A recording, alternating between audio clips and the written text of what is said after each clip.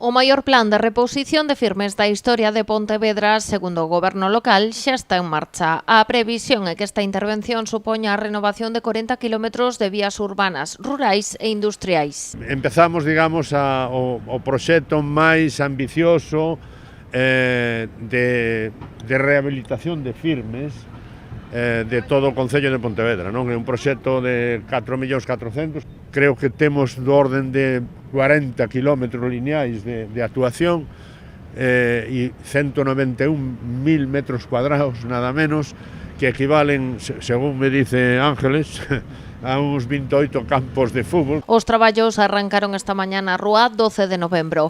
Nos vindeiros días avanzarán polas vías urbanas e periurbanas da cidade.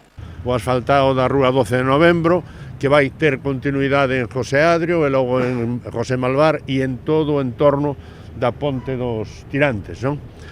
Este é un proxecto que vai ter continuidade despois do Bran, na rúa Alameda, na rúa Eduardo Pondal, bueno, hasta chegar a eses 2.400.000 euros, que é polo que está adxudicado en toda a zona urbana e periurbana. De forma paralela, despregaránse os lotes do rural e dos polígonos industriais. O vindeiro 25 de xuño as máquinas comezarán a traballar nas parroquias de Campañó e Salcedo. Neste mesmo mes tamén se iniciarán as obras nos parques empresariais do Campiño e o Bao, espazos nos que se vai renovar o 100% da superficie rodada.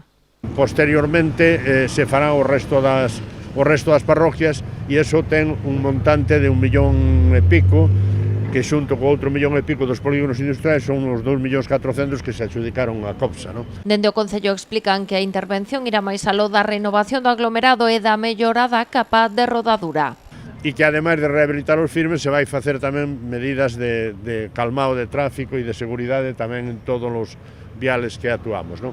É o proxecto máis ambicioso que o Concello fixo nunca. Hai un enxeñeiro que está ao frente, coa empresa, que está aquí, e está coordinado diariamente coa policía local, non?